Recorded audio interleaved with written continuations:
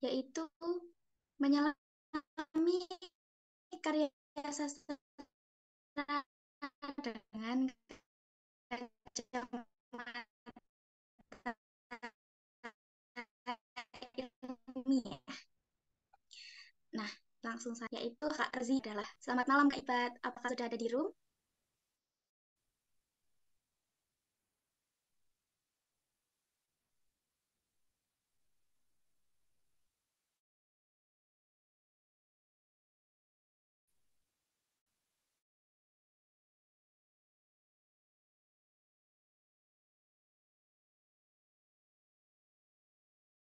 Sorry tadi ada kendala di mikrofon. Ya, saya sudah hadir. Terima kasih. Iya, bagaimana Kak kabarnya? Sehat selalu ya pastinya. Ya, alhamdulillah sehat. Risa sendiri dan teman-teman kabarnya baik ya, Mas ya. Alhamdulillah sehat Kak. Oke, selanjutnya akan saya bacakan terlebih dahulu CV dari pemateri kita yaitu Kak Rozi Ibadalah.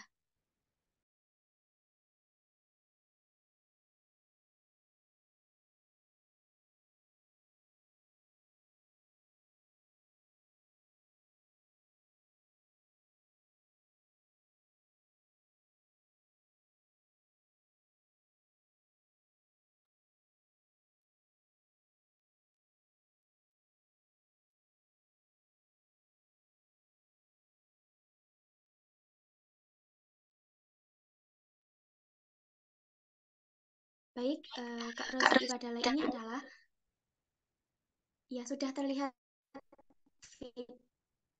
Oke, baik. Pemateri kita ini, Kak Rozi Ibadalah adalah seorang penulis yang juga pernah menjadi bagian dari Labostra UKM PUM tahun 2019 dan 2020. Seorang mahasiswa Universitas Negeri Malang dari FMIPA, yaitu jurusan S1 Biologi, dan pernah menempuh pendidikan di sekolah Pasca Ibat, yaitu pernah menjuarai peringkat 3 pada tahun 2021 dan peringkat 11 Lomba Menulis Cerpen Nasional oleh Inspirasi Pena ID tahun 2022. Edukasi kepenulisan yang pernah dilakukan oleh Kak Ibat yaitu pemateri kepenulisan cerpen Labostra UKM PUM tahun 2021 dan pemateri kepenulisan cerpen Pengabdian UKM PUM tahun 2020.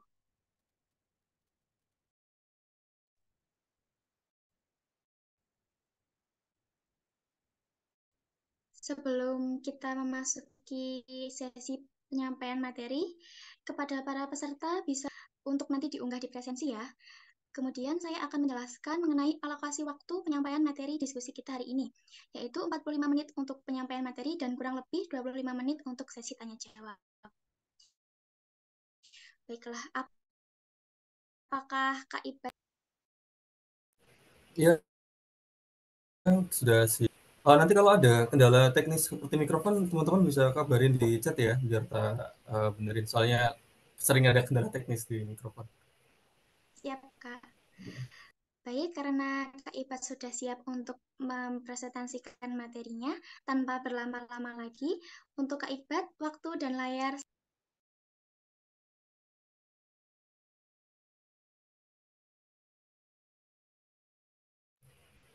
Oke, baik. Terima kasih. Assalamualaikum warahmatullahi wabarakatuh. Selamat malam. Om Swastiastu, Namo Buddhaya. Salam kebajikan buat kita semua.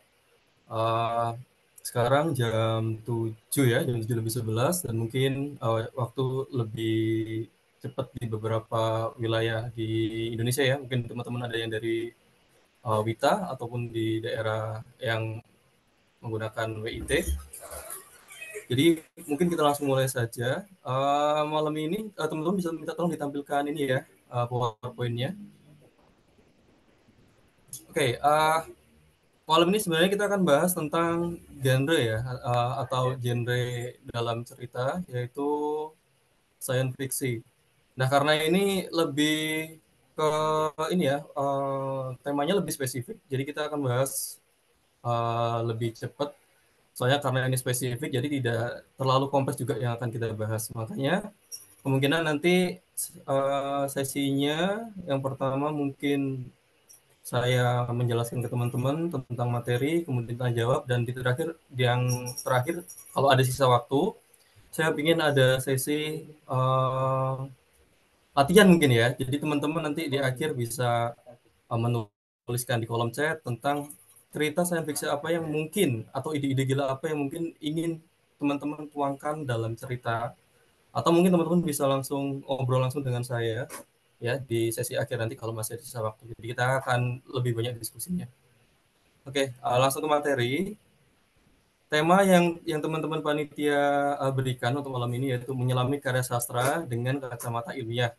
Nah, kalau dalam sastra ini agak sulit sebenarnya ketemu ilmiah ya. Soalnya ini seperti larutan yang heterogen, sulit ketemu. Tapi bisa ketemu dipertemukan oleh satu genre yaitu science fiction. Oke, next. Nah, kita akan masuk ke genre yang akan kita ulik malam ini yaitu science fiction. Nah, science fiction ini terbagi atas dua kata ya, science dan fiksi.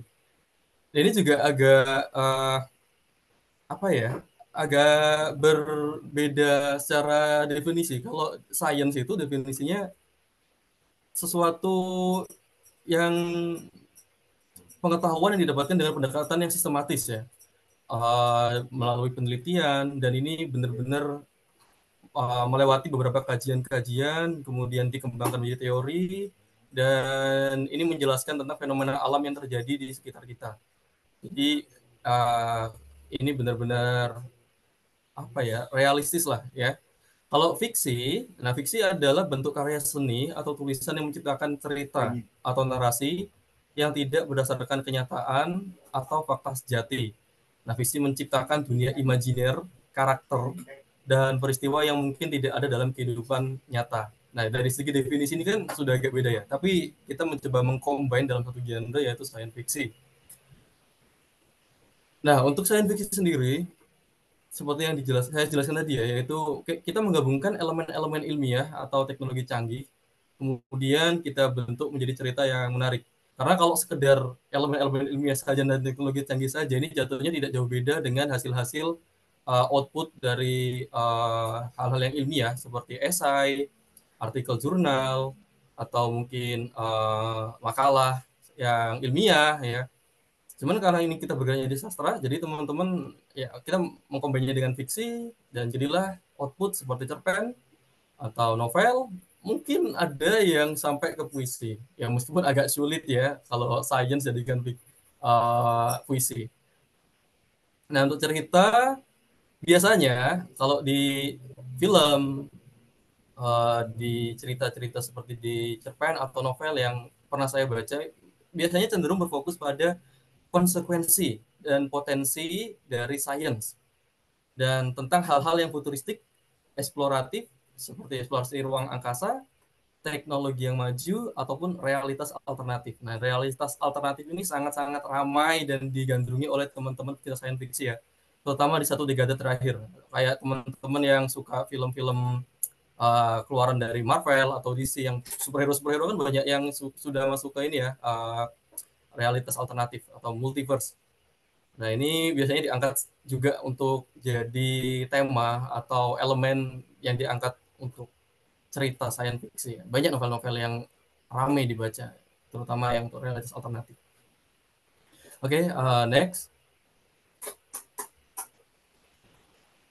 So, saya yakin di sini teman-teman juga pernah dan juga memiliki karya dalam bentuk tulisan ya, terlepas itu cerpen, puisi, ataupun novel. Nah, saya yakin juga teman-teman juga sudah menguasai beberapa genre-genre sebagai dasar teman-teman nulis. Mungkin ada yang suka genre romance atau thriller, horor, tergantung dari ketertarikan kita masing-masing ya. Nah, tapi why atau kenapa kok saya perlu atau harus mencoba menulis cerita science fiksi? Nah, jawabannya itu agar kita memperoleh pengalaman yang menyenangkan ya untuk melatih keterampilan menulis dan mengasah imajinasi kita. Kan kita kan udah fokus di ranah genre tertentu, misal romance. Sepertinya aku perlu menambahkan bumbu cerita lain di cerita aku supaya lebih menarik. Nah, ini science fiction bisa menjadi salah satu alternatif bagi teman-teman untuk mengcombine beberapa genre ya.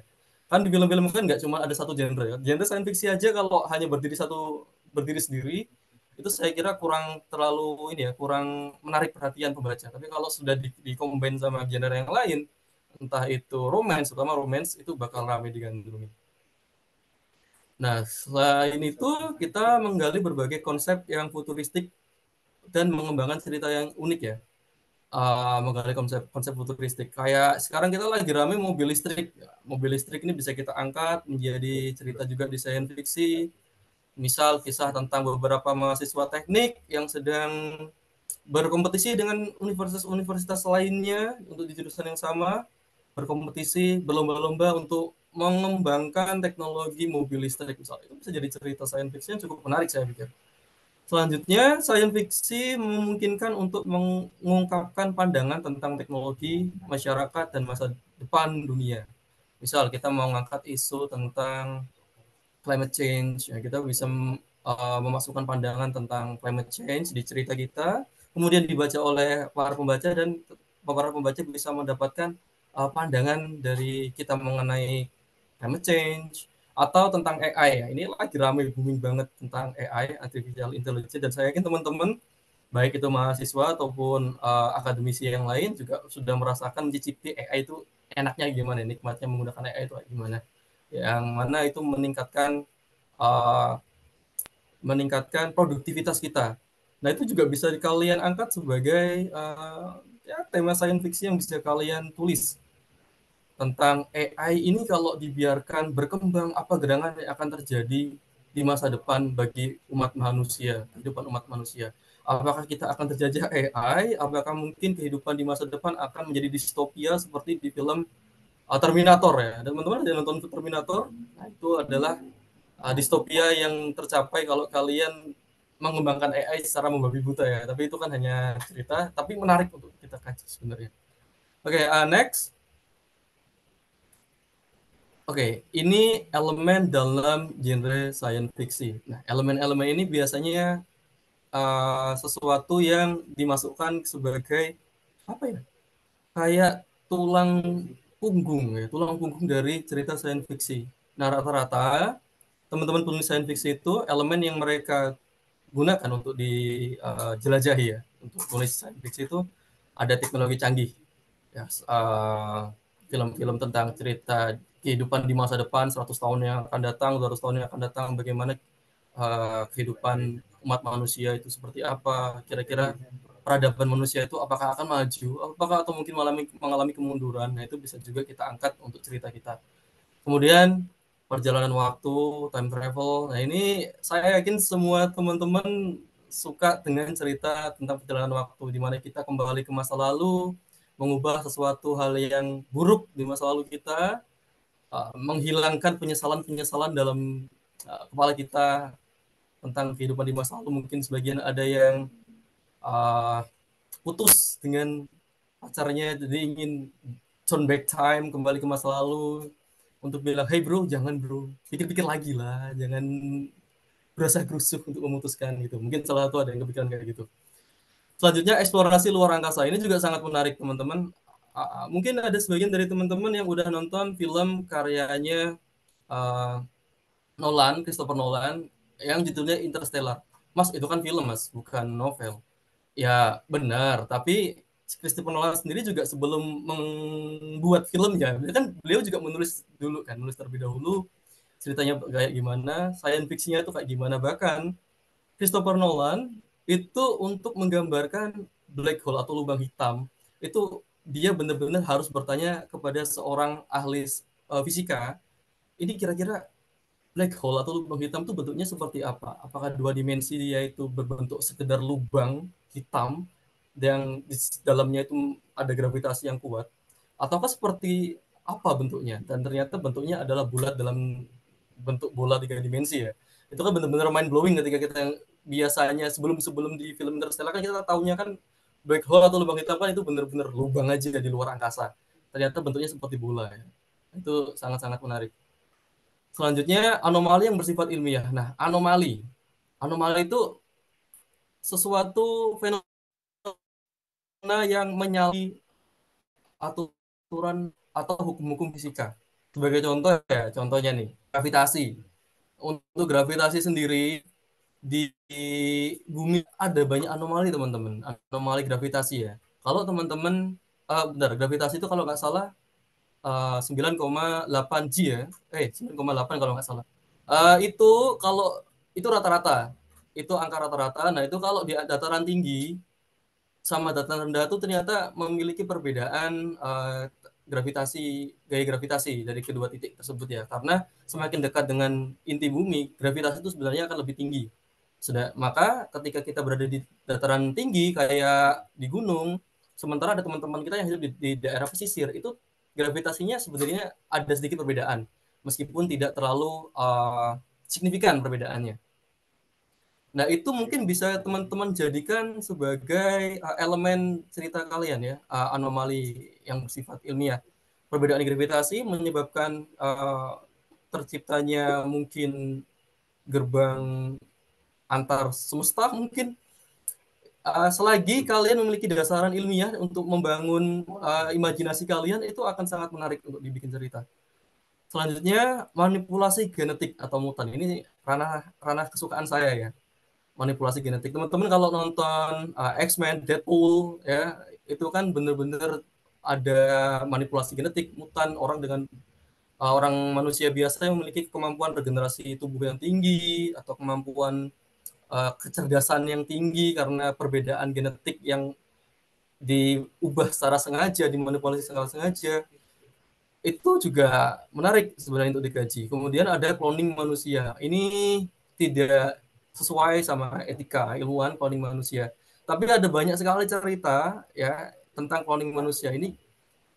Gimana gimana ya kalau misal aku mengcloning diriku sendiri, kemudian agar aku bisa tidak sendirian, punya teman gitu. Atau mungkin di beberapa film kayak film tahun 2018 yang judulnya itu kalau nggak salah Replikas, yang mana ada seorang ilmuwan yang kehilangan anggota keluarganya, istrinya dan ketiga anak-anaknya dari kecelakaan. Kemudian dengan segala keterpurukannya dia mengkloning anggota-anggota keluarganya tersebut agar bisa menemani dia kembali, agar dia bisa merasakan kebahagiaan bersama keluarganya kembali. Ini kan menyalahi etika dalam sains, tapi dari segi emosi ini benar-benar mendalam sekali, sampai banget emosinya. Ini sangat menarik saya pikir. Ya, sains fiksi ini. Next, teman-teman itu ya bisa di next ini slide-nya. Tadi kita barusan kita sudah bahas tentang elemen. Sekarang kita bahas tentang tema-tema ya. Nah, sebenarnya elemen inilah yang melahirkan tema-tema umum yang ada di cerita sains fiksi. Ya, temanya itu garis besarnya ada yang sudah disebutkan tadi, eksplorasi, kemudian ada perubahan sosial. Kalau perubahan sosial tuh, Mas ini kan sosial. Ini kan sosum, kok sains? Nah, sosial itu biasanya ini ya dari sudut pandang saya ya, dari pemahaman saya. Mungkin kalau ada teman-teman yang berbeda pendapat, mungkin bisa ditulis di kolom chat. Perubahan sosial itu ada yang pernah dengar Mandela Effect, ada yang pernah mendengar Butterfly Effect. Ketika sesuatu hal kecil itu dapat memberikan dampak yang besar pada komunitas sosial di kehidupan kita ya. Nah itu sebenarnya bisa kalian jadikan juga untuk sains fiksi. Jadi sains fiksi tidak melulu tentang hal-hal yang MIPA banget ya, enggak. Tapi di sosial juga bisa. Ranah-ranah psikologi atau neurologi itu sebenarnya bisa masuk, sangat sangat bisa masuk di sains fiksi. Kemudian ada konsekuensi dari teknologi ya, kayak konsekuensi kalau kita mengembangkan AI secara terburu-buru, membabi buta tanpa ada kontrol di dalamnya, apa yang terjadi pada kehidupan kita selama satu dekade atau tahun-tahun ke depan tuh apa dampaknya ke kehidupan manusia? Apakah lapangan pekerjaan akan mulai berkurang, atau kehidupan kita akan sepenuhnya berubah menjadi lebih maju dengan adanya AI? Apakah bisa positif? Apakah bisa negatif? Apakah akan menghasilkan utopia atau distopia? Nah itu bisa kalian mainkan di situ untuk tema-tema di ini ya, yang konsekuensi teknologi.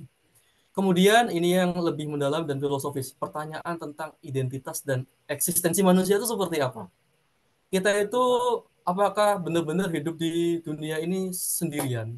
Apakah ada kehidupan ekstra ekstra terestrial di luar sana itu apakah ada? Alien itu apakah benar-benar ada? Seperti film Avatar ya. Ada yang udah nonton film Avatar 1 dan 2 yang orang-orang dengan tubuh tinggi di planet lain berwarna biru.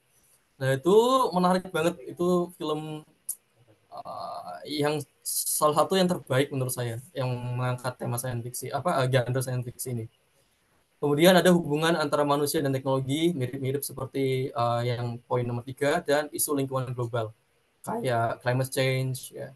Kalau di film Interstellar itu yang climate change itu kita berada di kondisi di mana bumi itu sudah tidak layak dihuni, tanaman-tanaman sudah tidak bisa tumbuh dengan optimal, kita panen kita menurun, bencana pangan mulai terasa, kita kekurangan pangan, banyak penyakit-penyakit yang disebabkan oleh virus, bakteri, atau mungkin debu-debu dari lingkungan yang memanaskan ya, atau mungkin kenaikan permukaan laut, itu juga bisa kalian angkat sebagai isu lingkungan global untuk tema umum di sains fiksi.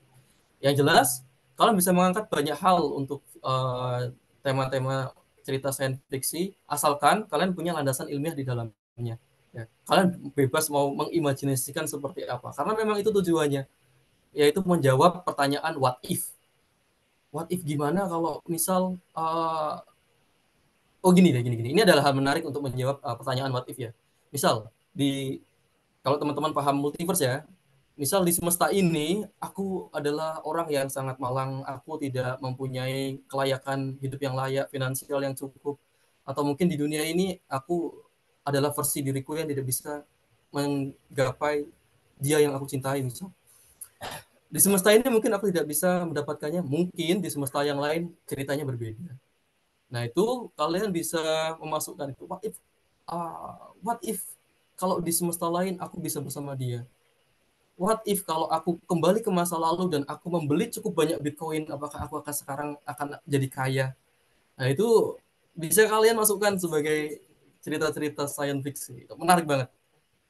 Oke, next. Oke, sekarang kita akan mulai masuk ke bagaimana cara kita membangun cerita science fiction ya. Tadi kan kita sudah melihat secara garis besar nih, cerita-cerita science fiction itu seperti apa, contohnya apa, di film apa, di novel kayak gimana. Kemudian di contoh-contohnya yang dan tema-tema yang bisa kita eksplor tuh seperti apa. Nah, sekarang kita mulai masuk untuk cara penulisannya gimana ya. Saya tidak akan menjelaskan lebih detail tentang cara kepenulisan seperti apa, tapi lebih ke hal-hal yang perlu kalian perhatikan kalau kalian ingin menulis cerita sains fiksi.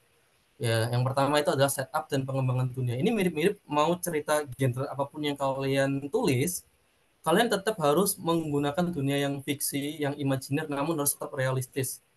Ya, Mas, aku pengen nulis cerita fantasi. Ya kalau fantasi mau kalian seimajiner mungkin nggak masalah, nggak harus realistis. Tapi kalau untuk sains fiksi, kalian perlu serealistis mungkin. Bahkan setup dunia ini kalian harus benar-benar memperhatikan tentang sejarah dari dunia imajiner yang kalian bikin. Apakah ini uh, cerita tentang dunia kita atau mungkin dunia imajiner lain, versi lain yang kalian ciptakan sendiri. Meskipun ini versi lain yang berbeda, yang 100% berbeda dengan dunia kita, kalian juga harus perlu memperhatikan asal-usul dunia tersebut. Apakah dia ada di galaksi mana, ataukah dunia yang memiliki sejarah perbudakan dan sebagainya, itu juga bisa diangkat.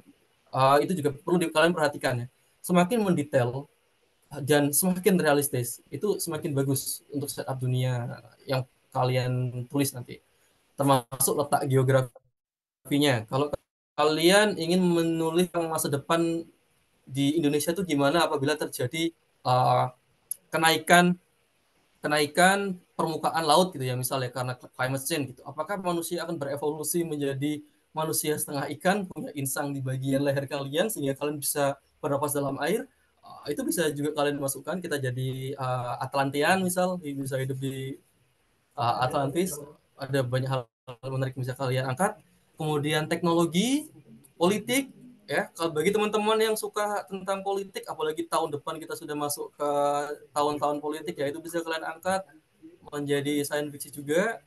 Ada juga budaya. Jujur untuk budaya saya masih belum tahu secara detail ya kalau diangkat di science fiction gimana. Mungkin teman-teman ada yang udah punya pengalaman juga bisa kalian share di kolom chat. Selanjutnya, dunia haruslah konsisten dengan aturan yang telah ditetapkan dalam cerita ya. Jadi nggak boleh berubah-berubah, nggak boleh harus ini ya, dunia yang kalian set up itu harus tetap, nggak boleh berubah-berubah. Yang tadinya kalian set up di masa lalu tiba-tiba di masa depan gitu ya. Kecuali kalian memang temanya itu time travel, itu mungkin lain cerita.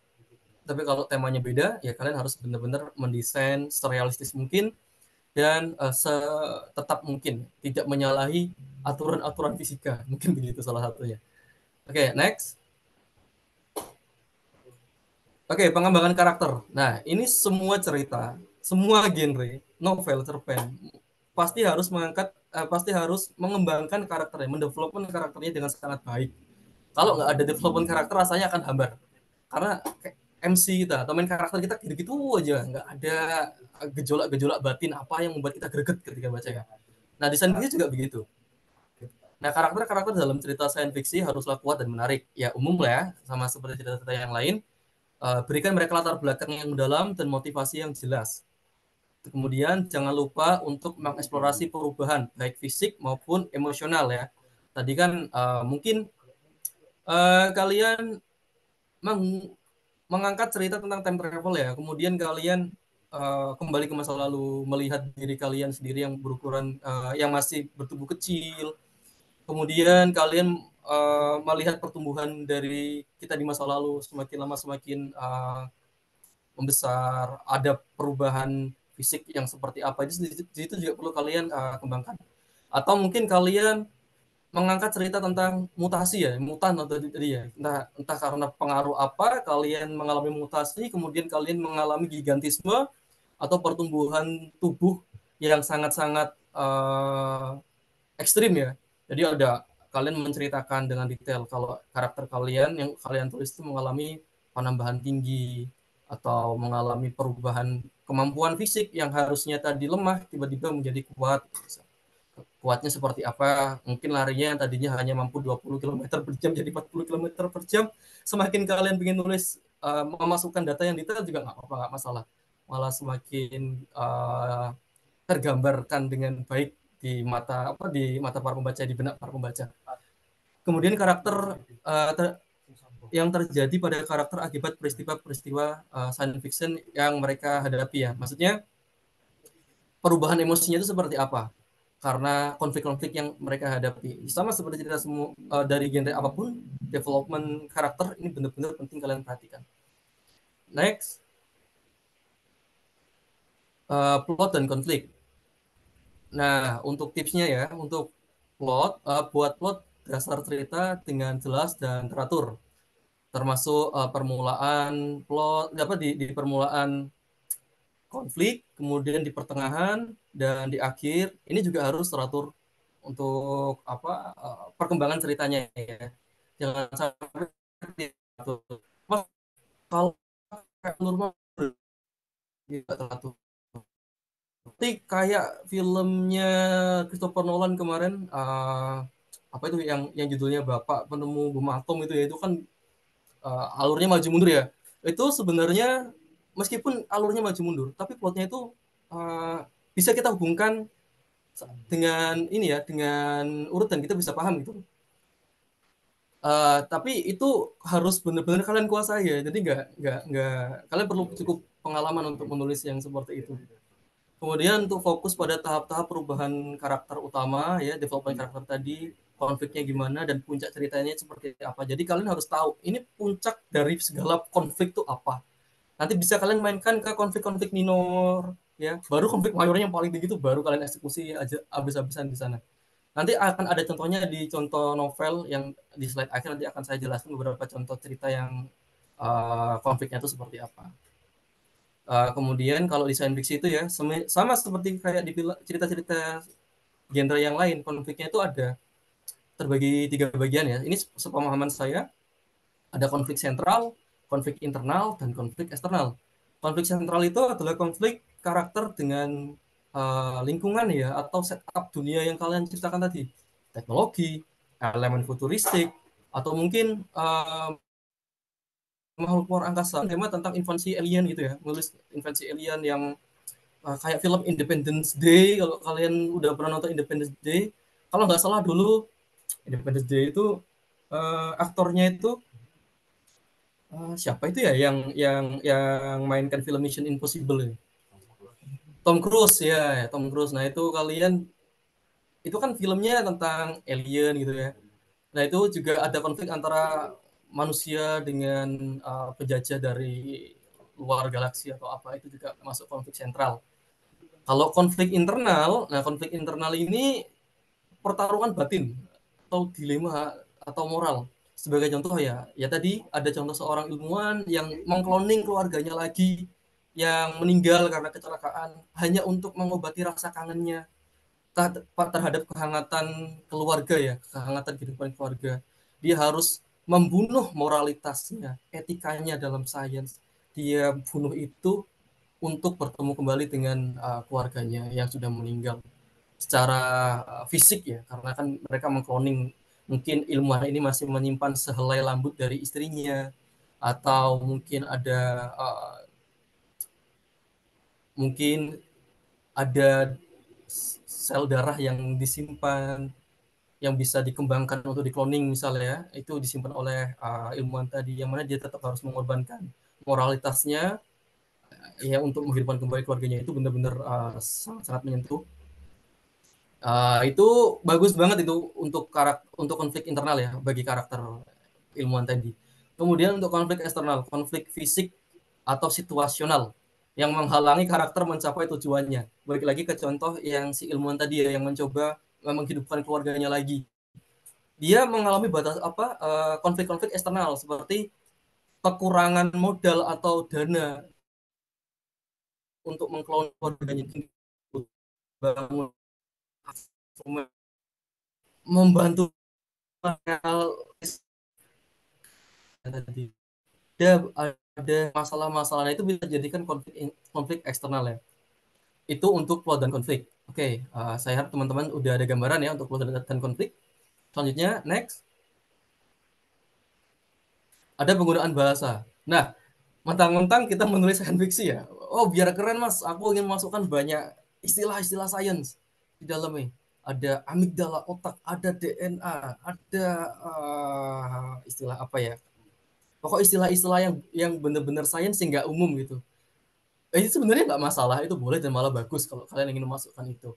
Tapi balik lagi, kadang kita sebagai pembaca yang kadang-kadang tuh awam gitu ya, nggak tahu benar-benar secara mendalam tentang istilah-istilah ilmiah tersebut. Kalau udah pertama kali baca langsung kalian sodorkan istilah ilmiah sebanyak itu kan males. Aduh, aku nggak sempat buka Wikipedia atau ensiklopedia sains untuk memahami cerita ini.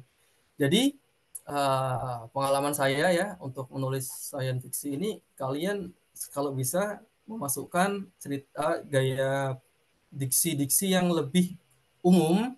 Baru kalau kalian memasukkan diksi yang sains, kata-kata yang sains, istilah-istilah yang sains, kalian sebisa mungkin membangun kalimat yang membangkitkan rasa keingintahuan membaca terlebih dahulu. Contohnya gimana mas? Contohnya misal ya, ini ceritanya ada seorang ilmuwan yang ingin kembali ke masa lalu. Tapi ini akan ada kalimat seperti ini ya. Misal nih dalam cerita ya. Sebenarnya aku sangat memahami kalau untuk kembali ke masa lalu ini adalah hal yang sangat mustahil. Einstein akan memarahiku ketika aku mengatakan bahwa secara fisik manusia bisa kembali ke masa lalu. Tapi waktu itu tidak satu arah. Waktu itu dimensi yang lebih kompleks. Dan yang bisa melewati dimensi waktu itu adalah cahaya, dan sementara fisik manusia itu tidak bisa bergerak melebihi kecepatan cahaya. Kecepatan cahaya berapa ya? Kalau nggak salah 9 kali 10 pangkat 8 meter per second kalau nggak salah. Ya kalau nggak salah itu, atau 8 kali 10 pangkat 9. Itu saya agak lupa. Tapi sekitaran seperti itu. Yang mana secara fisik kita nggak mungkin bisa uh, mencapai kecepatan itu. Kemudian dalam cerita tersebut akan ada kalimat di awal. kalimat yang ditambahkan seperti, namun aku percaya, kalaupun secara fisik aku tidak dapat kembali ke masa lalu, setidaknya data-data atau ilmu pengetahuan ataupun ingatanku mungkin bisa aku transkripkan ke bentuk cahaya, kemudian aku lempar kembali ke masa lalu, ke koordinat yang tepat di mana diriku yang di masa lalu itu berada. Sebagai contoh, ketika aku di usia 12, di usia 18 tahun, aku bisa melemparkan informasiku di usia 30 tahun. Semua ingatan, pengetahuan di usia 30 tahun akan aku konversikan, mungkin seperti layaknya sandi Morse, tapi dalam bentuk cahaya. Aku lemparkan ke masa lalu menggunakan teknologi fisika ataupun mungkin teknologi biologi ya. Itu juga bisa. Kemudian aku lemparkan ke masa lalu sehingga diriku di masa lalu dapat menerima informasi itu dan jadilah time leap mungkin ya, melompati waktu, bukan secara fisik, bukan secara jiwa, tapi secara informasi. Nah, kalian bisa membawa kalimat seperti itu, kemudian kalian bisa memasukkan istilah-istilah sains di dalamnya. Misal secara biologis ya, secara biologis ada beberapa bagian di otak yang uh, bagian di otak yang bertugas untuk menerima realita gitu. Misal otak itu adalah amigdala, dan ketika aku bisa memberikan perlakuan tertentu, itu bisa menyebabkan amigdalaku memahami bahwa realitasku yang sekarang itu sudah berbeda dan aku bisa berpindah ke realitas yang lain. Misal amigdala ini adalah istilah ilmiah ya, atau bagian otak tertentu yang ada di, kalau nggak salah, di tengah-tengah otak besar dan otak kecil kalau nggak salah. Teman-teman kalau tahu bisa tulis di kolom chat ya. Itu kan benar-benar kalau kita awal-awal sudah bilang amigdala otak atau beberapa bagian dengan istilah ilmiah di otak, itu kalau pembaca yang tidak ada background biologi itu akan bingung. Alah, apa ini ya? Aku nggak paham masalah ini. Tapi kalau dari awal kalian membuat kalimat atau narasi yang mengajak pembaca biar penasaran loh, ini kalimat ini maknanya apa ini? Dia bakal secara semangat untuk mencari makna kata tersebut, mencari tahu, baru dia meneruskan baca. Oh, ini toh makna kalimat ini. Oke, aku lanjut baca. Nah, jadi salah satu tujuan sci-fi kan kalian bisa dapat, pembaca bisa dapat hiburan dari bacaan, termasuk bisa dapat pemahaman atau informasi baru ya di bidang sains gitu ya. Jadi sambil menyelam minum air atau sekali lempar dua mangga didapatkan gitu ya. Nah, jadi hindari penggunaan diksi yang terlalu teknis ya, kecuali jika memang diperlukan. Ingatlah bahwa tujuan utamanya adalah menghibur pembaca dan membuat mereka dukung dengan cerita yang kamu tulis. Oke, next. Nah, ini sisipkan pesan moral. Semua cerita pasti ada pesan moralnya, tapi kalau sains fiksi ini harus lebih mendalam sih ya pesan moralnya. Sains fiksi dapat digunakan sebagai alat penyampai pesan moral dan etika yang bagus karena sifat ceritanya realistis ya. Jadi benar-benar hampir sama persis dengan kehidupan yang terjadi yang kita rasakan sekarang. Kemudian penulis dapat menggunakan konflik dalam cerita untuk mengeksplorasi isu-isu seperti hak asasi manusia, dampak teknologi, ataupun tanggung jawab umat manusia terhadap kehidupan di semesta. Seperti hal-hal apa saja yang telah kita lakukan yang dapat menyebabkan kerusakan bagi lingkungan, itu dapat pada akhirnya itu akan membunuh manusia itu sendiri gitu loh. Yang kita lakukan saat ini akan membunuh manusia-manusia di masa akan mendatang gitu misal. Itu bisa kalian jadikan pesan moral yang bagus gitu untuk cerita kalian. Jadi ya kalian perlu masukkan itu kalau menurut saya ya. Soalnya ini sangat disayangkan kalau kalian tidak masukkan pesan-pesan tertentu. Tidak sekedar hanya menghibur atau memberikan informasi baru ke pembaca, tapi juga memberikan pesan-pesan moral, budi pekerti yang baik bagi pembaca. Oke, next. Oke, ini ada beberapa rekomendasi novel science fiksi yang mungkin bisa kalian coba cari di Gramedia ya, atau mungkin ada beberapa teman-teman yang udah pernah lihat nih cover-cover ini di Gramedia atau toko-toko buku yang kalian suka datengin buat menambah koleksi di rak buku kalian. Ini ada salah satu yang saya sukai ini karya Black Crouch, judulnya Dark Matter. Ini tentang multiverse sebenarnya. Tapi bukan kita yang melakukan perjalanan di semesta yang lain ya, tapi kita dibombardir sama kehidupan-kehidupan di semesta yang lain. Jadi gini ceritanya. Misal, aku adalah seorang Rosie ya, yang di kehidupan ini aku mendapatkan segala hal yang baik. Aku mendapatkan kehidupan finansial yang bagus. Aku menikahi seseorang yang aku cintai. Kemudian aku memperoleh keluarga yang harmonis, yang baik. Nah, itu adalah hal-hal yang baik yang aku dapatkan dalam hidup di semesta ini. Tapi di semesta lain ada versi-versi lain diriku yang tidak mendapatkan kehidupan yang serupa. Mungkin dia tidak bisa menikahi uh, wanita yang ia cintai, atau mungkin dia tidak mendapatkan kesejahteraan finansial seperti yang aku dapatkan di semesta ini, atau mungkin aku di semesta lain itu adalah versi gagal dari diriku yang sekarang gitu. Sehingga mereka dendam. Aku ingin berpindah ke semesta lain yang mana di semesta itu adalah kehidupan terbaik untukku. Segala hal impian yang ingin aku capai itu dicapai di semesta itu. Jadi cerita Dark Matter ini, karakter yang dibawakan oleh Black Cross ini di semestanya tiba-tiba didatangin puluhan bahkan ratusan Rosie dari semesta yang lain, yang mana mereka saling menjatuhkan, saling membunuh agar menjadi satu-satunya Rosie yang hidup di semesta ini, gitu ya. Yang satu-satunya yang hidup, yang bisa mendapatkan keluarga yang ia idam-idamkan, kehidupan finansial yang ia idam-idamkan, dan kehidupan dan wanita yang ia idam-idamkan, misal ya. Nah, itu menariknya Dark Matter. Kita berhadapan dengan diri kita lain di semesta yang berbeda gitu. Dan mereka berpindah ke semesta ini. Jadi kita melihat diri kita langsung gitu ya. Kayak kita melihat double changer kita ya. Aku melihat 100 orang seperti diriku ya. Dan mereka saling bertempur satu sama lain, saling bertarung satu sama lain untuk menjadi satu-satunya yang hidup gitu. Itu benar-benar keren di novel Dark Matter ini. Teman-teman kalau tertarik bisa coba cari. Ini keluaran dari Mizan kalau nggak salah. Kemudian ada Red Rising karyanya Pierce Brown. Nah, ini mereka Pierce Brown ini mengangkat isu perbudakan dan juga isu hierarki sosial ya, atau kasta.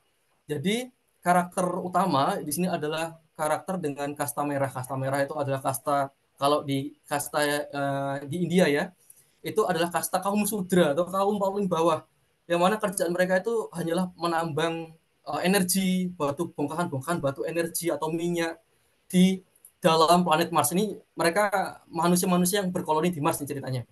Mereka, pekerjaan para kaum merah ini adalah yang menggali. Kalaupun terowongan-terowongan yang mereka gali untuk mendapatkan hasil galian itu runtuh, ya mereka mau nggak mau mati. Kehidupan mereka terbatas, kesejahteraan mereka terbatas. Sedangkan di di bagian sisi Mars yang lain itu ada kaum-kaum yang mewakili warna tertentu. Misal warna biru, kaum dengan keunggulan intelijensi di bidang mesin, atau kaum-kaum pink yang memiliki keunggulan di bidang apa, di fisik, mereka tampan-tampan, rupawan. Kemudian ada kaum emas, kaum dengan tingkat hierarki tertinggi, yang mana mereka yang memutuskan kehidupan kaum-kaum yang ada di bawahnya, selain kaum emas ya. Kaum merah ini ada kaum yang paling bawah. Jadi kaum merah, kalian nggak boleh sejahtera. Hidup kalian hanya harus menderita, menggali energi untuk kami. Nah, itu adalah cerita yang menarik di mana karakter utama itu mencoba melakukan revolusi besar-besaran, mengubah dirinya ya. Di sini antara kaum emas dan kaum merah ini ada beberapa karakter fisik yang berbeda. Kaum emas diciptakan secara genetik oleh kaum merah diciptakan secara genetik oleh kaum emas agar memiliki fisik yang kecil, yang ringkih, sehingga mereka tidak punya kapabilitas untuk melawan kaum emas. Sedangkan kaum emas itu memiliki tubuh yang lebih bagus, atletis, tinggi, rupawan, dan juga kemampuan fisik yang lebih besar. Jadi mereka memang mendesain agar orang kalangan bawah, kasta bawah, tetap di bawah. Tidak mungkin punya kapabilitas untuk melawan kaum emas. Tapi di cerita Red Rising ini, kaum emas, salah satu kaum emasnya itu dia rela menghancurkan tubuhnya, meleburkan tubuhnya untuk dibangun ulang. Tulangnya diisi lagi, serabut-serabut ototnya diburai, diisi dengan serabut-serabut kaum. Jadi benar-benar,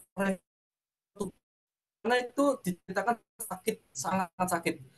Mulai dari kulit yang ditarik itu Fishburne berhasil menggambarkan rasa sakit itu dengan sangat baik.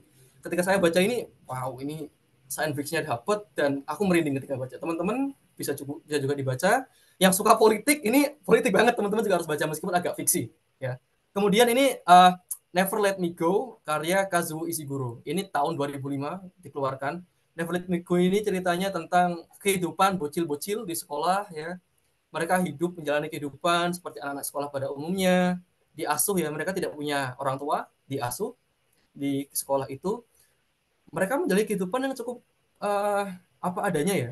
Kemudian mereka sadar ada yang aneh dengan kehidupan mereka, bahwa ternyata mereka itu bukan manusia melainkan produk cloning yang diciptakan oleh orang lain sebagai uh, cad apa ya, spare part cadangan ya, spare part organ bagi mereka. Jadi misal nih, aku mengcloning versi diriku sendiri, tak biarkan dia tumbuh. Kemudian ketika aku nanti di masa depan mengalami gangguan organ, misal amit-amit ya, misal ada seseorang punya gangguan organ ginjal misal, kan susah mencari donor. Nah jadi kalau aku sudah mengcloning diriku sendiri, dia tak tumbuhkan dari kecil ke besar, kemudian ketika dia udah cukup matang, aku panen organnya, aku tanamkan ke diriku sendiri.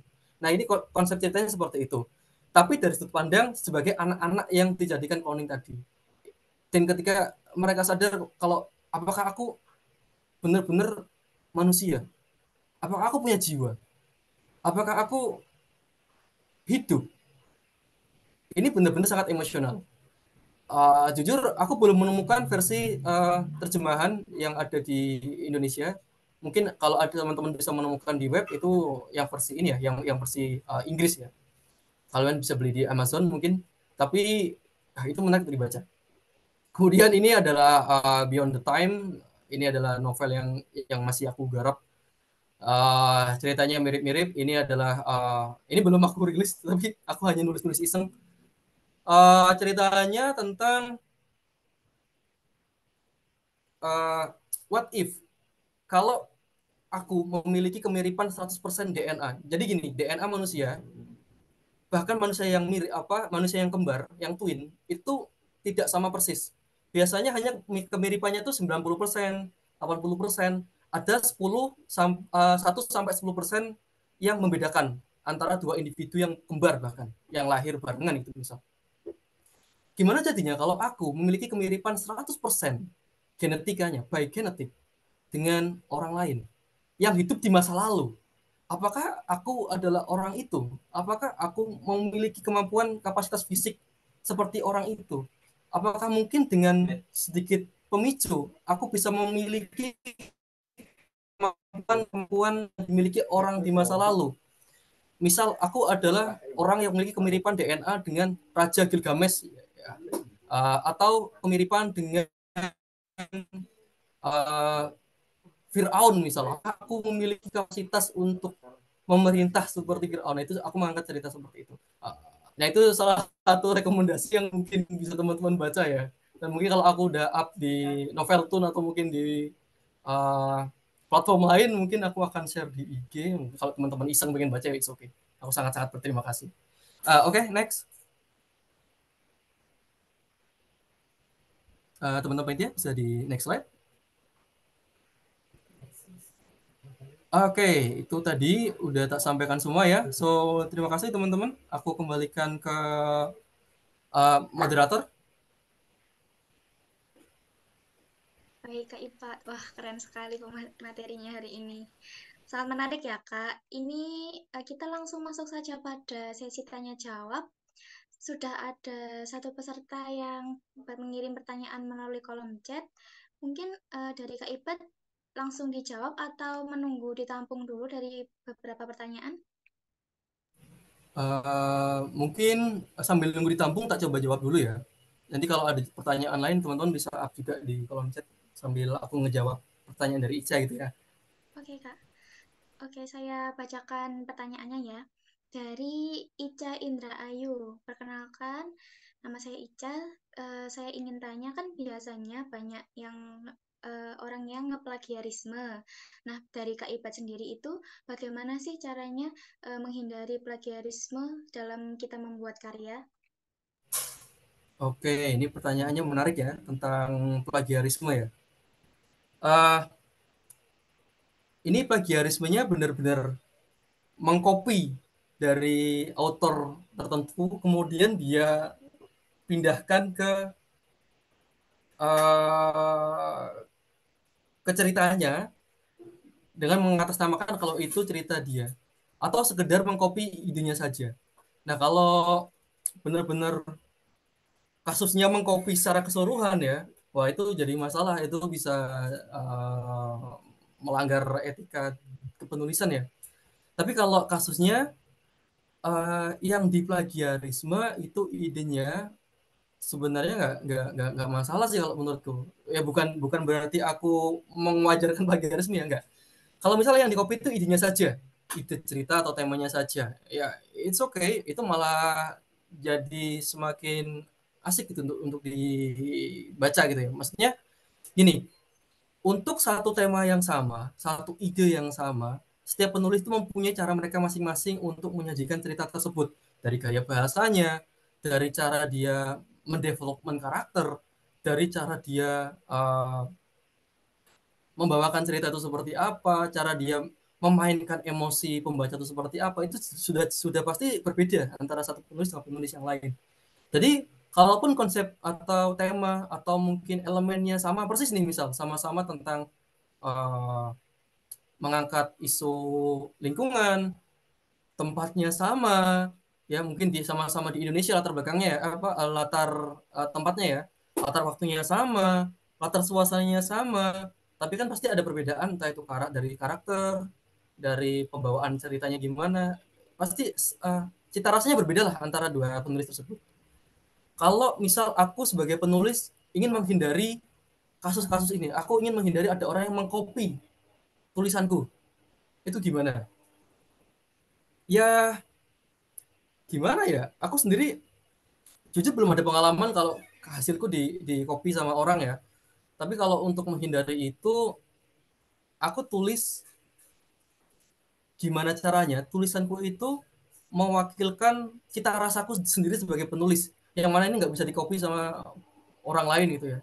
Itu benar-benar beda wes lah menurutku gitu. Jadi kalau bisa kamu harus menurutku kamu harus mengenali terlebih dahulu sifat menulismu itu gimana, karakter tulisanmu itu gimana, itu yang harus kamu apa ya, kamu asah terus gitu loh, karena ini yang jadi pembeda, ini yang menjadi keunikanmu sendiri daripada penulis-penulis yang lain.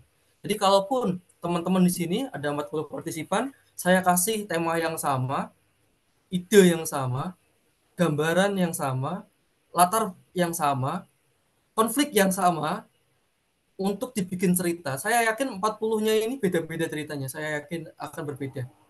Jadi ya gitu, akan sulit memiliki apa, ada kesamaan di antara 40 itu. Kalaupun ada kemungkinan plagiarisme ya ya gimana lagi, kita nggak bisa ini ya, nggak bisa mencegahnya. Tapi salah satu bentuk biar kita nggak di copy atau diplagiat ya, kita menggunakan cita rasa kita sendiri. Jangan terlalu umum, cara menulis kita jangan jangan terlalu umum, jangan terlalu sama dengan cara apa dengan jangan cita rasa penulis yang lain, jangan kayak wah aku tuh suka penulis Chris Brown, aku harus menulis dengan gaya penulisan yang sama seperti Chris Brown, ataupun aku suka penulis Black Roach misalnya yang menulis Dark Matter tadi, ya udah aku harus bisa menulis kayak beliau gitu, enggak. Kamu bisa untuk awal-awal kamu bisa mengcopy cara cita rasa dia menulis, tapi lama kelamaan kamu akan menemukan cita rasamu sendiri yang kamu nyaman ketika kamu menulis menggunakan cara itu. Nah, saya rasa itu yang bisa saya jawab untuk pertanyaan Ica. Pertanyaannya bagus. Dan kalaupun Ica dapat kasus di plagiat ya, ya udah nggak usah nyerah. Bisa kamu lebih semangat lagi menulisnya. Buat cerita yang plagiarisme saja itu susah untuk memplagiasi cerita kita. Itu ya menurutku. Ide yang benar-benar uh, kamu punya gitu. Itu wes kalau menurut saya. Oke Kak, terima kasih atas jawabannya. Mungkin dari Kak Ica ada tambahan atau pertanyaan tambahan. Kalau saya ingin izin bertanya ya Kak, sambil menunggu peserta yang lain mengirim Oke. pertanyaan. Kan genre science fiction itu sebenarnya dibatasi oleh dalam tanda kutip kemampuan intelektual dari penulisnya. Nah, itu karena kan banyak penulis yang mencoba untuk menulis genre science fiction, tapi apa ya, dapat banyak kritikan karena dianggap kurang secara sains. Nah, menurut kakak itu gimana kalau kita yang biasanya genrenya itu mungkin dari romance atau yang apa gitu, pingin mencoba untuk awal menulis science fiction itu bagaimana? Apakah harus riset terlebih dahulu atau bagaimana? Oke, aku jawab ya. Eh, Semua penulis ya, terlepas dari genre apapun, tetap harus riset. Kalau di teman-teman yang sebelumnya menulis di genre yang lain, kita kan tetap harus ngeriset tentang latar latar tempat. Aku tuh pingin bikin cerita di Paris gitu. Jadi kan aku riset dulu Paris tuh kayak gimana, suasananya gimana, orang-orangnya tuh gimana, suasana sosialnya tuh di sana gimana gitu kan. Kita terlebih tahu harus research, baru kita bisa nulis. Nah, di science fiction juga itu lebih ditekankan lagi, riset kita harus benar-benar lebih mendalam dan berdasarkan uh, ilmiah ya, berdasarkan sains banget gitu. Dan itu sudah disepakati oleh uh, akademisi gitu. Jadi kita nggak boleh sembarangan memasukkan hal-hal sebagai dasar cerita kita gitu. Misal kayak kayak aku pingin menulis tentang multiverse, aku juga harus memahami terlebih dahulu teori multiverse itu seperti apa, string teori itu seperti apa. Kalau aku ingin menulis cerita tentang time traveler, aku harus mencari tahu terlebih dahulu pandangan Einstein tentang dimensi waktu itu seperti apa. Yang memungkinkan kita ke masa lalu tuh apa? Yang bisa menembus dimensi waktu itu apa? Apakah cahaya? Apakah gravitasi? Apakah secara fisik itu memungkinkan? Itu perlu teman-teman ketahui terlebih dahulu. Karena landasan dari science fiction itu adalah ya mau nggak mau hal-hal yang ilmiah, yang realistis. Gravitasi,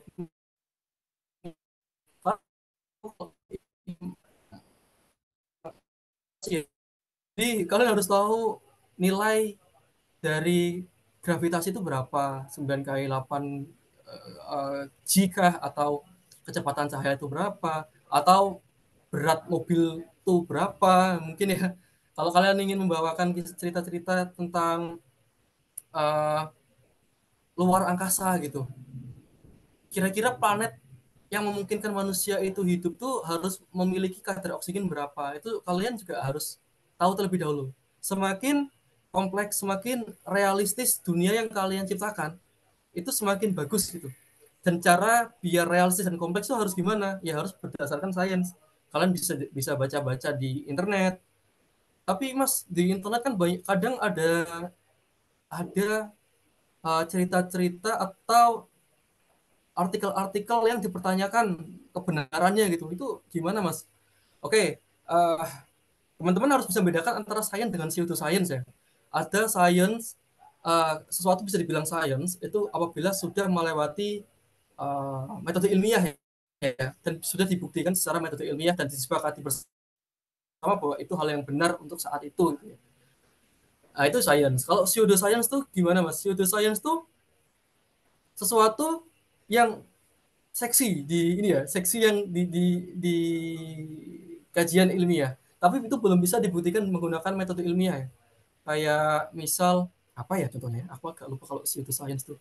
Tentang law of attraction. Itu law of attraction itu kalau teman-teman ada yang udah pernah baca law of attraction itu hukum ketertarikan bahwa kita itu menarik hal-hal positif apabila kita berpikir positif dan kita menarik hal-hal yang negatif kalau kita berpikir kita negatif. Kalau kita berpikir aku possible jadi orang yang sukses, aku adalah orang yang memiliki posibilitas tinggi untuk jadi kaya misal.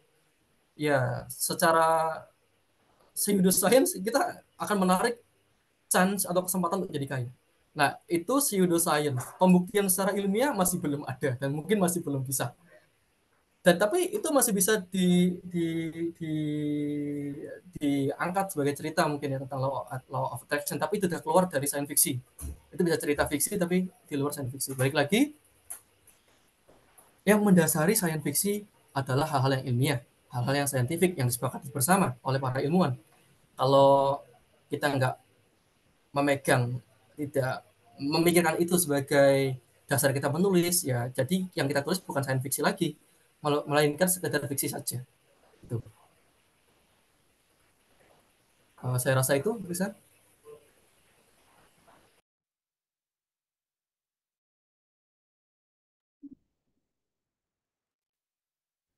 Terima kasih Kak atas jawabannya. Ini sudah ada pertanyaan lagi dari bagaimana cara Kakak membangun suatu tema yang ya, tapi di satu sisi Kakak harus mengesampingkan fakta-fakta yang ada di dunia nyata. Oke, sebentar ya. Bagaimana cara membangun sebuah karya ilmiah, tapi di satu sisi harus mengesampingkan fakta-fakta di dunia nyata. Aku agak bingung ya. Eh, karya ilmiah, kalau karya ilmiah itu larinya nanti outputnya di esai, artikel jurnal. Tapi kalau sastra dalam genre fiksi ya, tema menarik harus mengesampingkan fakta-fakta yang ada di dunia nyata. Bisa bisa disebutkan juga ini contoh maksudnya fakta-faktanya itu yang kayak gimana? Kalau misal kamu menulis cerita yang mana genre yang ingin kamu tuliskan itu sains fiksi tapi sampingkan fakta-fakta yang ada di dunia nyata itu agak sulit. Sementara uh, sementara kalau kalian nulis sains fiksi memang harus berlandaskan fakta. Menurut saya pribadi kayak gitu. Sementara oke, seperti contoh tadi ya fakta-fakta tentang satuan gravitasi, tentang fakta misal jarak antar planet dan sebagainya. Itu adalah fakta yang tidak boleh kalian kesampingkan. Kalian gini, kalau kalian mau menulis science fiksi dan kalian masih men-setup dunianya ya, kalian harus mencomot beberapa fakta-fakta ilmiah, comot, kalian rangkum menjadi satu, kalian hubungkan satu sama lain sampai jadilah uh, lingkungan cerita yang ingin kalian bangun itu kayak gimana, latarnya kayak gimana, ceritanya kayak gimana, konfliknya kayak gimana, sudah kalian rencanakan dari awal, baru kalian bisa eksekusi tulis mau cerita seperti apa. Kalau kalian mengabaikan fakta-fakta ilmiah, ya itu sudah di luar sains fiksi. Jatuhnya ke fiksi, teman-teman bisa lari ke bahkan historical fiksi juga kalian harus berdasarkan fakta ya, fakta di sejarah ya. Modelnya udah beda, sains fiksi sama historical fiksi. Tetap harus berdasarkan fakta sejarah. Kalau di luar itu ya nggak bisa termasuk gitu. Oke, selanjutnya ada pertanyaan dari Guntur Prayogo. Izin bertanya kepada Mas Rozi, genre science fiction ini apakah harus melulu tentang masa depan dengan teknologi di luar nalarnya? Apakah cerita perjalanan waktu atau time traveler yang kembali ke masa lalu juga bisa dikategorikan sebagai cerita dengan genre science fiction? Terima kasih. Oke, menarik ya pertanyaan Guntur.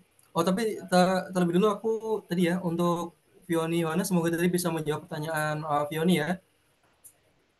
Untuk pertanyaan Guntur, apakah melulu tentang masa depan dengan teknologi di luar nalarnya? Tidak juga. Bahkan masa kini pun juga bisa di kehidupan sekarang dengan teknologi yang ada sekarang bisa kamu kembangkan menjadi sains fiksi seperti tadi contoh seorang ilmuwan tadi ya yang mengkloning keluarga sendiri yang mana keluarganya sudah meninggal karena kecelakaan untuk mengobati rasa kangennya gitu. Itu juga masuk sains fiksi. Uh, untuk itu latar waktunya ya masa sekarang, cuman tiba-tiba dia dihujani dengan banyak versi lain dirinya dari dunia lain gitu. Kalau untuk time traveler perjalanan ke masa lalu, menurut saya selagi itu berlandaskan sains, kemudian dikembangkan menjadi cerita yang menarik untuk kita baca, menambahkan wawasan bagi pembaca, dan ada pesan di dalamnya untuk dipahami oleh pembaca, itu masih science fiksi. Sebagai contoh, kalau kasusnya kita jadi time traveler ya, atau turn back time, atau kita melakukan time leap kembali ke masa lalu, tapi hanya kesadaran kita yang kembali ke masa lalu, secara fisik enggak. Jadi kayak kesadaran dewasa kita kembali ke tubuh kita di masa lalu, misal ke zaman kita SD misalnya. Saya sering berandai-andai sama teman-teman saya itu yang suka science fiction gitu ya. Guys, gimana kalau kita bisa melakukan time leap, kita kesadaran kita terlempar ke versi tubuh kita yang lebih kecil di masa lalu, misal di masa SD gitu. Apa yang akan kalian lakukan? Kebanyakan teman-teman bilang, aku akan beli Bitcoin banyak-banyak. Aku tampung daripada Bitcoin itu tak jual belikan buat beli item di game-game apa ya, game jadul itu ya, dulu ya waktu kita main di warnet tuh. Berarti aku tampung. Sekarang kan harga Bitcoin kan tembus di 500 juta gitu misalnya. Wah, jadi kayak mendadak. Ada yang bilang gitu. Terus ada yang aku kalau bisa time leap kembali ke masa lalu, aku akan uh, menghabiskan waktuku dengan sebaik mungkin dengan almarhum ayahku, karena sekarang ayahku sudah berpulang, misal ada yang seperti itu. Kemudian aku akan, kalau aku bisa kembali ke masa lalu, aku akan uh, memperbaiki hidupku dengan sebaik mungkin. Aku akan rajin belajar, karena di masa sekarang, karena aku teledor, di masa lalu aku malas membaca, aku malas bekerja, sekarang aku jadi orang yang kekurangan secara finansial misal. Sehingga kalau aku kembali ke masa lalu, aku akan memperbaiki diriku sehingga sekarang aku bisa di masa depan aku menjadi pribadi yang lebih sukses misal. Nah, sejauh pengandaian itu didasari dengan hal-hal yang sains, itu masih sains fiksi. Gimana caranya kita bisa melempar kesadaran kita ke masa lalu misal? Mungkin dengan mengubah frekuensi otak kita misal di bagian korteks prefrontal, itu kesadaran tentang realitas kita itu ada di korteks prefrontal. Itu kalau frekuensinya diubah, ada kemungkinan hal something happen akan terjadi gitu. Kalau kamu berlandaskan itu untuk bisa melakukan time leap, itu science fiction kalau menurutku. Jadi aku harus mempengaruhi frekuensi di korteks prefrontalku. Gimana cara nih? Mungkin aku bisa mendengarkan uh, musik dengan frekuensi nada tertentu, seperti binaural beats gitu misalnya. Kalian dengarkan semalaman dengan harapan akan dalam momen tertentu kalian akan kesadaran kalian terlempar di masa lalu. Atau mungkin kalian harus mengkonsumsi semacam zat obat. Sorry, aku tidak mengajak kalian untuk nyobain drugs ya enggak. Misal harus mencoba obat tertentu agar korteks prefrontal kalian di otak kalian itu ada perubahan frekuensi gitu ya, frekuensi getarannya atau frekuensi neuronnya itu ada yang berubah. Kamu minum obat itu, kemudian nunggu efek obatnya berjalan 3 menit, kemudian kalian terlelap, pas bangun, boom, aku berada di tubuhku di usia 6 tahun misalnya. Nah, itu masih science fiction. Kalau dasar kamu menuliskan cerita itu kembali ke masa lalu adalah itu pakai pakai hal-hal yang ilmiah, science fiction. Kalau hanya sekedar pengandaian, misal ceritanya aku sedang hari Minggu pagi, aku sedang bersepeda, kemudian aku tertabrak truk, dan ketika aku sadar aku sudah berada di masa lalu. Nah, itu sama sekali gak science fiction. Itu fantasi maksudnya. Gitu. Fantasi apa isekai gitu ya kalau sekarang namanya. Fantasi ke dunia lain atau ke masa lalu. Itu bisa. Tapi itu bukan science fiction. Itu ya, Guntur ya. Semoga menjawab pertanyaan Guntur. Jadi nggak harus mulu ke masa depan, masa sekarang bisa science fiction, masa lalu bisa science fiction. Selagi landasannya sains. Gitu. Semangat menulis untuk Guntur. Sepertinya menarik nih. Kalau Guntur bikin cerita science fiction. Oke, next. Ada, aku kembalikan ke moderator lagi. Baik, terima kasih jawabannya Kak Ivet. Mungkin dari teman-teman ada yang ingin bertanya lagi. Kalau yang ada yang ingin bertanya, silahkan dikirim di kolom chat atau bisa langsung on mic.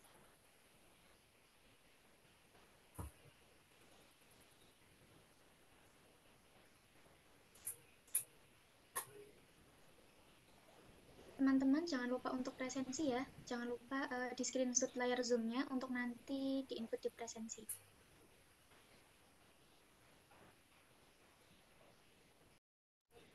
Oh ya Risa, kalau misalnya ada teman-teman yang ingin bercerita tentang setelah mendengarkan materi tadi, ingin konsul, Mas, aku pengen cerita kayak gini, kira-kira gimana gitu. Dan teman-teman mau speak up, mau aktifkan mikrofonnya, nanti dikasih izin ya, Risa ya. Oke Kak, tentu. Boleh teman-teman mungkin yang udah ada inspirasi mau bikin nulis cerita science fiksi apa, bisa langsung aja dikonsultasikan sama Kak Ibat, mumpung ahlinya ada di sini. Waduh, belum belum ahli, hanya ini penikmat saja, penikmat sains fiksi.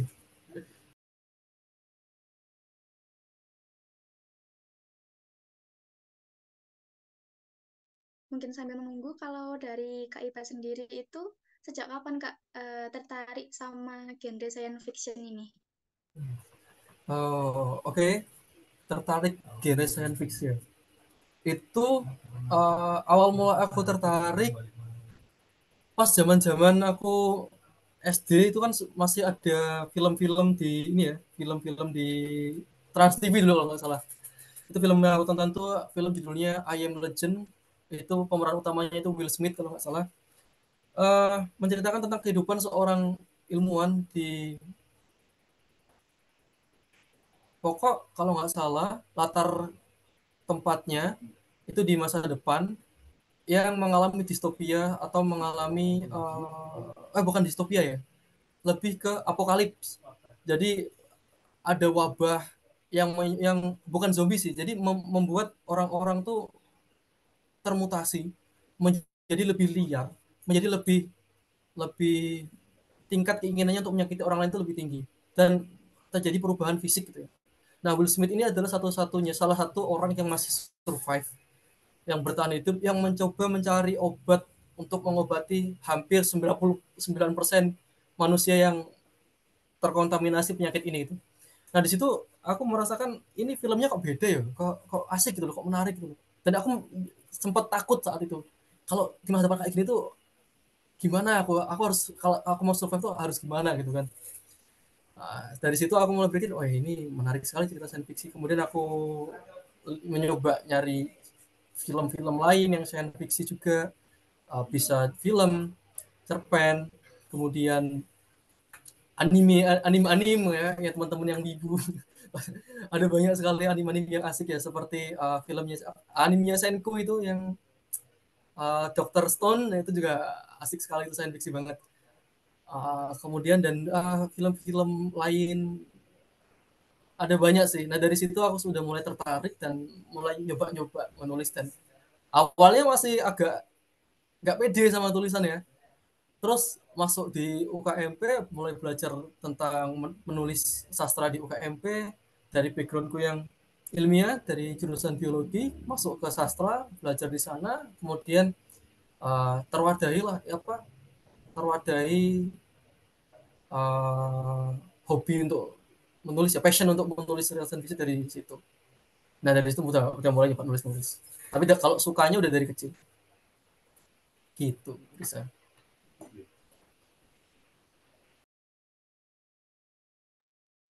Jadi emang tontonan masa kecil tuh berpengaruh banget ya Kak buat kesukaan kita nantinya. Oh, iya juga. Iya, Tergantung. kebetulan saya juga suka sama anime. Oh iya, wah. Apa? Udah ini teman-teman udah nonton Attack on Titan yang terakhir itu? Belum Ah, Evangelion Kak. Evangelion nonton. Evangelion itu bagus banget ya. Karyanya siapa? Hideaki Anno ya kalau nggak salah ya.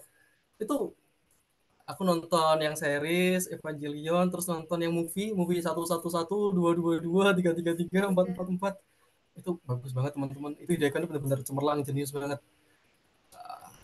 Ceritanya itu menceritakan tentang manusia di penghujung penghujung masa, kayak kayak kita tuh mengalami kiamat gitu ya. Iya, Jadi malaikat turun satu persatu untuk menghapuskan peradaban manusia gitu. Satu nanti turun lagi satu. Ini bener-bener teologi main di situ. Jadi wow, aku belajar banyak tentang konsep-konsep teologi di situ ya. Meskipun hanya dikit-dikit dibahas sama Pak Hideaki Anno di situ.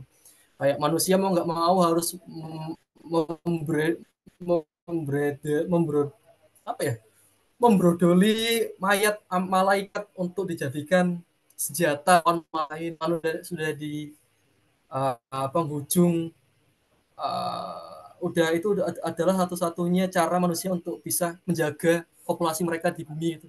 Laut udah tidak bisa menjadi tempat hewan-hewan untuk hidup, laut menjadi merah dan sebagainya.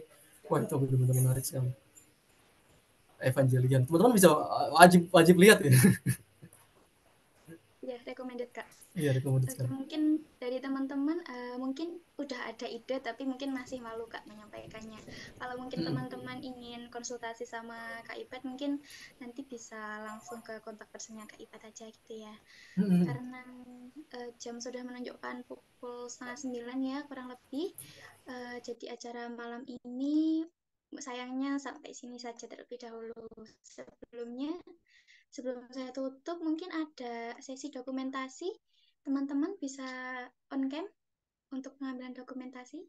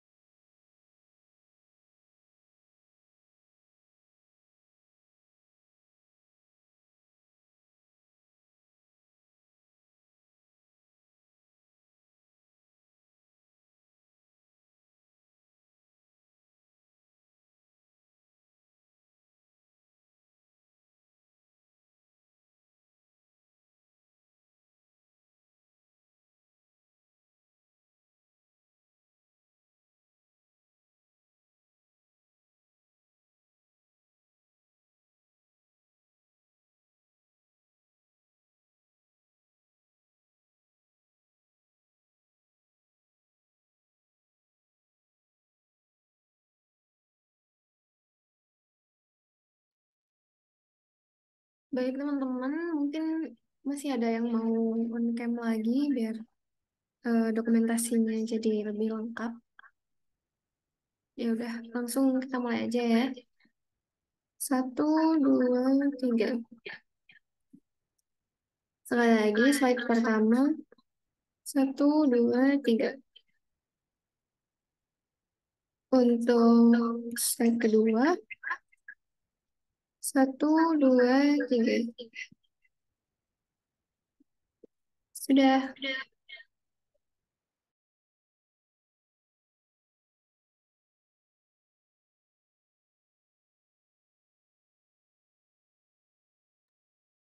Oke, terima kasih Vivit.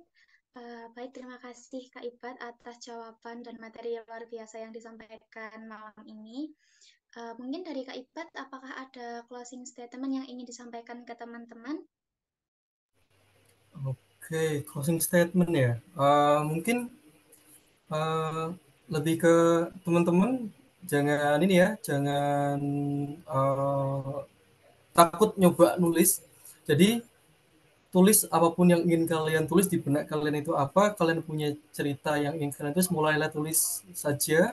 Karena penulis itu ketajaman sama ke nilai bagus tidaknya cerita, meskipun itu relatif, itu dibangun dari latihan yang terus-menerus dilakukan. Jadi nggak bisa sekali tulis langsung bagus. Jadi perlu latihan terus-menerus sampai tulisan kalian jadi tulisan yang menarik dan mind blowing gitu aja wes. Semangat menulis. Oke, terima kasih juga ya Kak Ibat. Semangat terus untuk berkarya. Eh, Mungkin malam ini Padepokan Aksara 4 sampai di sini saja.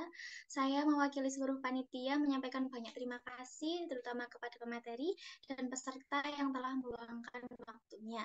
Semoga ilmu yang telah kita dapat pada malam ini bermanfaat bagi kita, utamanya dalam memahami dan memandang karya sastra dari sudut pandang ilmiah dan bagaimana cara menuliskannya.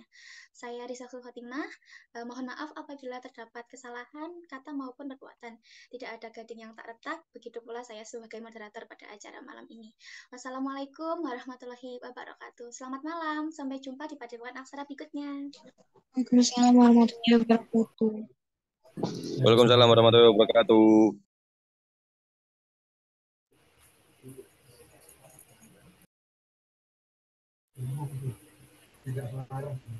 Oke, teman-teman, saya leave room ya. Oke Kak, terima kasih banyak. Oke, Assalamualaikum. Waalaikumsalam.